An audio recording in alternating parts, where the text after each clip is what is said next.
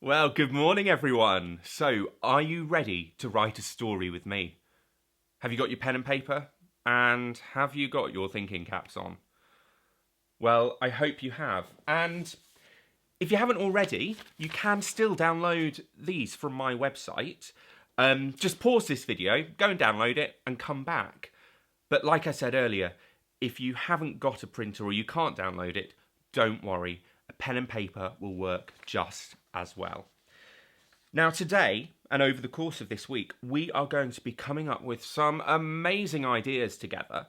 And we're going to be, by Friday, writing our very own story. And what would be amazing is if you come up with any ideas, if you can ask your grown-ups to put them in the comments below, and then other children will be able to see the ideas that you've come up with, and they might be able to magpie some of those for their own stories. And by the way, you are allowed to magpie any of my ideas. So you're allowed to take some of my ideas if you're struggling to think of your own. And also, at the end of this session, I'm going to be sharing with you my top secret tips. Now, I haven't shared these with anyone, and I'm going to share them with you later on. So I'm going to put these here for now, and hopefully you'll be able to keep an eye on them and make sure nobody takes them. And then at the end of the episode today, I'll share with you my top secret writing tips. But you've got to promise not to tell anyone. All right? So, who's ready to begin? The first thing I like to think about when I write a story is what type of story I'm going to write. Because there's two main types. There's fiction and there's non-fiction. Now, if you've never heard these words before, don't worry. Basically, non-fiction stories are things that happen in real life. So it might be an event, or it might be something that's happened to you, and you want to write about that, a bit like a diary. But a fiction story are the type of stories that I write, and they're the sort of books that you'll probably read at bedtime. And fiction basically means it's made up, it's make-believe, and it's all imaginary. So today we're going to be writing a fiction story. And we need to think of who we're going to be writing our story for, and that's called our audience. And sometimes you might want to write a story for your friends, or it might be children younger than you, or you could even write a story for grown-ups. It doesn't matter who, so choose your audience. I'm going to be writing a story for younger children, about your age, so maybe you could do that as well, and write a story for your friends. It doesn't matter who, but just pick an audience. And then, once we've got our audience, we need to think very carefully about our genre. Now, that's a big word, and if you've never heard that word before, it doesn't matter. A genre is basically the type of story it's going to be, and there are loads of different genres to choose from. So, a few that I've thought about are just here. So we've got scary stories, and we've got mystery stories just there, and we've got sad stories, funny stories. I love writing funny stories. There's even romantic stories. But can you think of any more types of genres? Have a think of your favourite book that you've read at bedtime, and see if you can tell what type of genre it is. This is a perfect time for you to get your grown-ups to start typing the different types of genres that you've thought about, and see if anyone can come up with a genre that nobody else has thought of. Today, I think we should write a scary story. And the reason I think that is because I have been inspired by a story that was sent in to me by a young lady called Imogen, a young girl called Imogen. And it was so good that I turned it into a video. And I've put that video on YouTube. And it's called Grace, and the Haunted Mansion. And if you want to, after this, go and have a look at Grace's story and see if you can get any ideas from that, because I think it was absolutely brilliant. Now, if you take your storyboard, this is a place where we're going to put loads of our ideas. And I'm going to start writing some of the genre ideas in the first box just up here. So, like we said, there are scary stories and there are funny stories. I've just thought of another one. Maybe adventure stories. Can you see? I've just put some ideas of genres up in that top box. And you can do the same. You can either pause this video or come and do this sheet later on. And whilst we've thought of our genre, which is going to be scary, we need to decide on a location for our story. We need to decide on a place where the story is going to take place. Now, with scary stories, it's quite good because there's loads and loads of different places it could be. So in the next box, where it says location ideas, I'm going to start by putting in some ideas for locations. Now, Imogen sent in her idea, and she set her scary story in a haunted mansion. So I'm going to put that in my box. But there are other scary places, aren't there? Maybe a frightening forest. Or maybe it could be a scary school.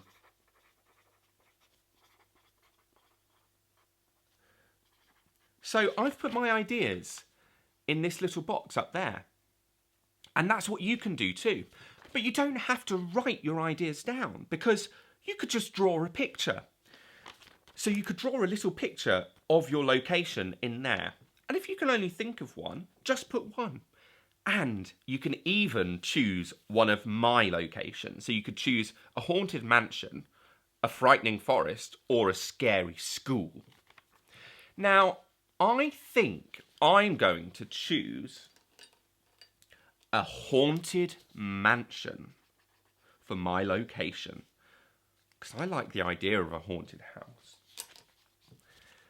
So now we've got our genre, so it's going to be scary. And we've got our location, which is going to be in a haunted mansion. Now we need our main character. And again, there's loads of different characters that we could choose for a scary story, aren't there? Because we could have witches. Or if you've chosen a forest, maybe there could be lots of scary creatures in the forest, like werewolves. Or if you've chosen the school, maybe it could be a horrible, hideous head teacher. And I'm sure that there's not really any horrible, hideous head teachers out there in real life, but it could be quite fun to imagine, couldn't it? So let's have a think of the type of character. And do you know what? I'm going to draw my character so that I can describe it later on in my story.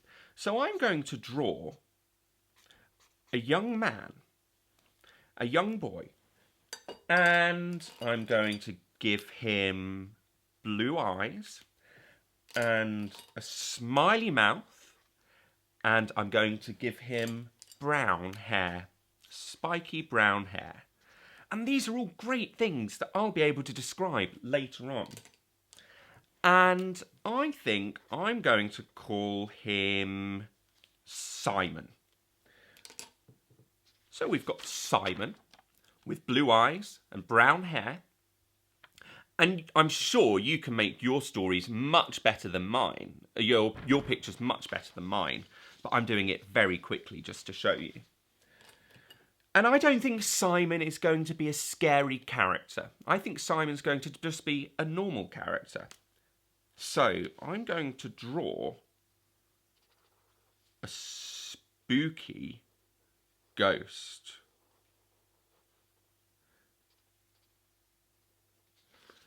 And that's going to remind me that I'm going to put scary ghosts in my story later on.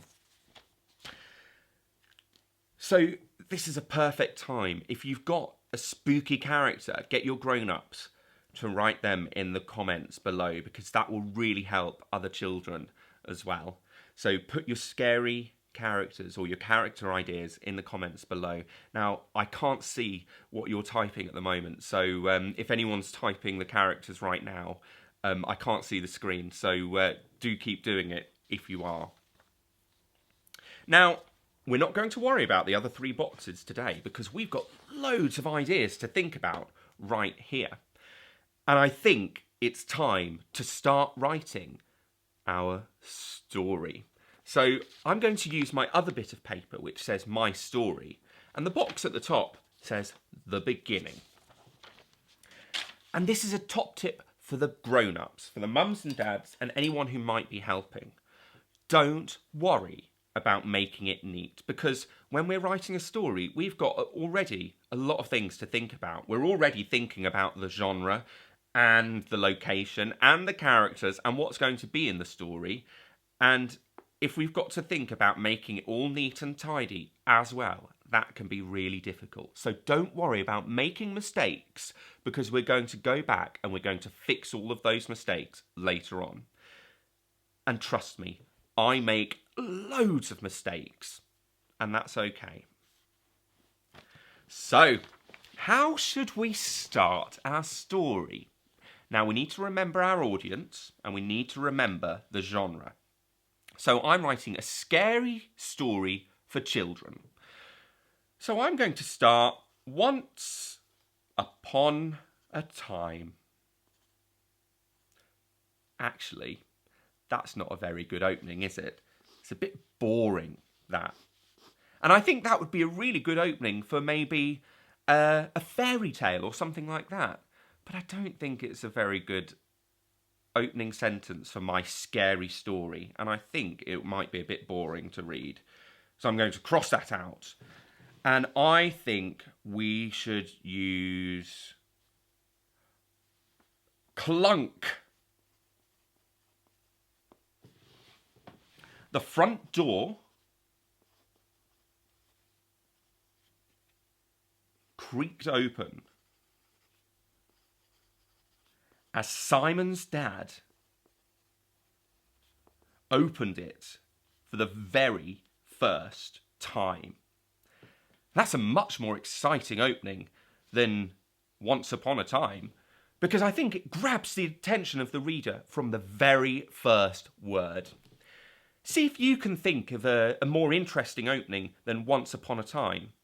And if you can't, don't worry, you can use clunk. The front door opened as Simon's dad opened it for the very first time. Now I'm going to write. I want the characters to walk into the house. So I'm going to put he, his mum, and dad walked into the hallway. No, walked into the dark and dusty hallway. Do you see how I just added some describing words to my story there? And hopefully that makes it a bit easier for you to understand what the hallway is like. So they walked into the dark and dusty hallway for the very first time. Today was a big day for the Joneses family. ... It was moving day. They were moving to their new house. And I think we've told you what they're doing. We've described a little bit of the house. But now I think is a perfect time to describe what Simon is like. And I'm going to let you do that. I'm going to let you come up with your own ideas to describe what Simon is like. Or if you thought of a different character, describe that character. Maybe think of how tall they are, what colour eyes they've got, what colour hair they've got, and maybe what they like to wear, their favourite clothes. Have a think and describe your main character here.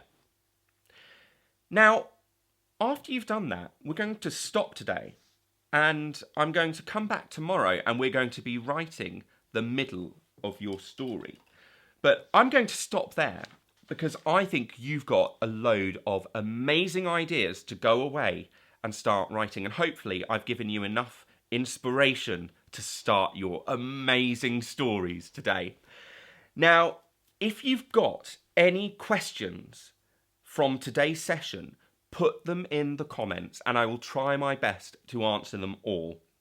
If you've been asking questions while we've been on air, I'm really sorry, but I just cannot see the screen. But I will try my best after this to go back and answer all of your questions. And grown-ups and teachers, I would love to know what you've thought of this session and if there's anything else you would like me to include. And don't forget, you can go over to YouTube and catch Grace and the Haunted Mansion, which is Imogen's story that she sent in, and it's the story that's given me the inspiration for this story today. All right. And I nearly forgot. I've got to share with you my top secret writing tips. So we're going to open this envelope now. And you've got to promise me not to tell anyone about this. Because it says top secret even on the paper inside the envelope. So my top secret tips. My secret tip number 1 is make your first sentence as exciting as possible. Try not to use once upon a time. My tip number 2 is remember who you want to read your story, and that's your audience, and think about them while you write. And tip number 3, plan your story before you write it. And that's exactly what we've been doing today with our piece of paper here, our storyboard. Now, tomorrow we are going to be doing even more scary writing. And there's going to be loads of scary, terrifying vocabulary. So if you've got any scaredy cats in your home, I think you might need to bring a pillow or a cushion to hide behind. And please do send in your photos, your TikToks and your little videos of you coming up with your ideas because I cannot wait to see them all. I really hope you've enjoyed the session today and I'll see you the same time again tomorrow. See you later, guys.